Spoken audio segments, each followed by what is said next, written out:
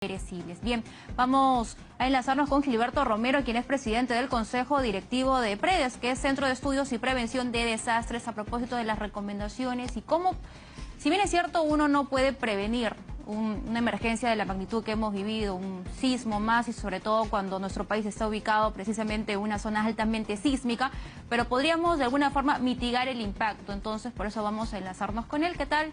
Muy buenos días. ¿Nos escucha? Muy buenos días, mucho gusto y muchas gracias por participar esta mañana. No, gracias a usted por atendernos. Sobre todo me gustaría comenzar consultándole qué parámetros influyen para que una zona, digamos, se vea más afectada que otro tras la ocurrencia de un sismo de la magnitud que hemos tenido el día de ayer. Sí, efectivamente, hay varios aspectos o factores que influyen, ¿no? Uno de ellos es el tipo de suelo, ¿no? Suelos muy blandos, por ejemplo, permiten que la onda sísmica se desarrolle con mayor intensidad, ¿no? Y el sacudimiento se sienta mucho más fuerte y, por tanto, que las viviendas vibren, ¿no? Y tengan la posibilidad de colapsar, ¿no? Terrenos duros, ¿no es cierto?, justamente tienen una característica de poder mitigar la onda y suavizar, digamos, retener el impacto que tiene, y luego también eso favorece a las viviendas. Hay que recordar también que según si las viviendas están ubicadas en laderas, en zonas de alta pendiente, también existe la mayor probabilidad de que tengan algunos agrietamientos por perder la estabilidad, justamente debido a que hay una diferencia de piso entre las columnas y las paredes que se encuentran en los niveles inferiores y las que se encuentran en el nivel superior.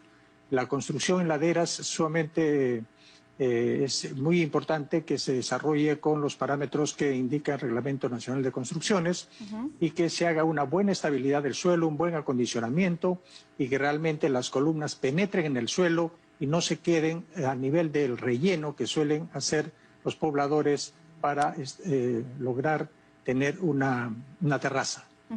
En base a lo que usted nos detalla acerca de estas zonas debido al suelo que las hace más vulnerables que otras, estamos hablando de cuántos distritos, al menos en nuestra capital, se verían afectados ante un sismo de mayor magnitud del que hemos vivido.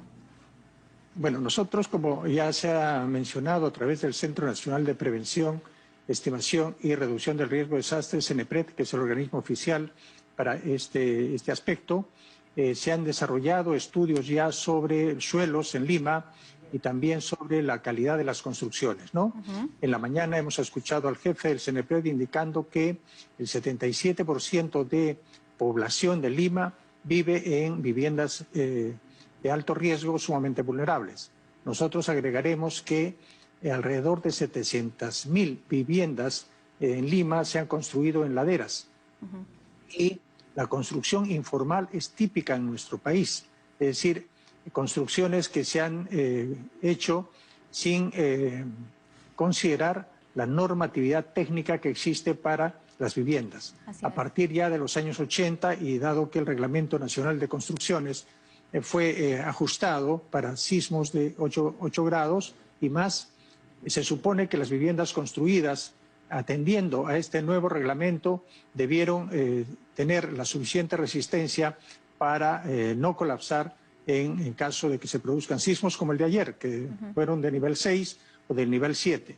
Sin embargo, la gran cantidad de viviendas construidas antes de esa época, y además por el tipo de informalidad que se hace en la construcción y por el deterioro que tienen ya muchísimas viviendas en las zonas antiguas de Lima, son las de más alto riesgo actualmente. Efectivamente, ¿no? La autoconstrucción que hemos podido ver y que vemos todavía. Pero en ese sentido, ¿cómo deberían trabajar los gobiernos regionales y los gobiernos locales? Porque ya hemos hablado constantemente y claro, siempre cuando suceden ese tipo de actividades uno habla de la prevención, pero ¿cuánto es que realmente se ha puesto en la práctica? Porque no es la primera vez que sucede un evento similar a este. Sí, la prevención está orientada a realizar acciones que eviten la posibilidad de vulnerabilidades y de riesgos, ¿no? Y esto tenemos que pensarlo de aquí para futuro. Y todo aquello que ya está hecho, lo que necesita son intervenciones para reducir el riesgo que ya tienen. estas viviendas.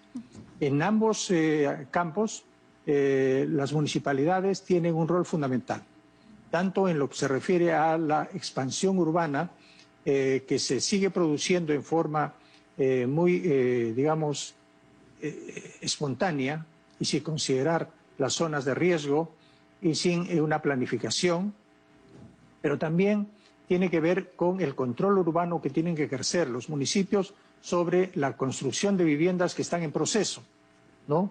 No solamente dar las licencias respectivas para aquellos que lo solicitan, sino que hay muchísima vivienda que no solicita una licencia de construcción y ya se vienen construyendo progresivamente a lo largo de semanas y meses y tenemos edificaciones que nadie ha constatado o verificado el nivel de resistencia que tienen. Entonces los municipios tienen que establecer un sistema de control que sea ágil y que sea realmente realista, de manera que se pueda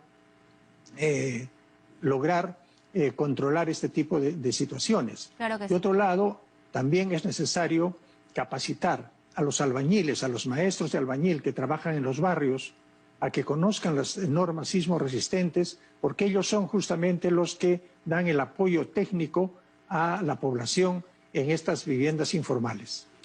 Muy bien, muchas gracias. Importante lo que detalla, ¿no? El trabajo en conjunto, tanto de autoridades como los ciudadanos, en favor de la prevención. Muy amable, muchas gracias por esa entrevista.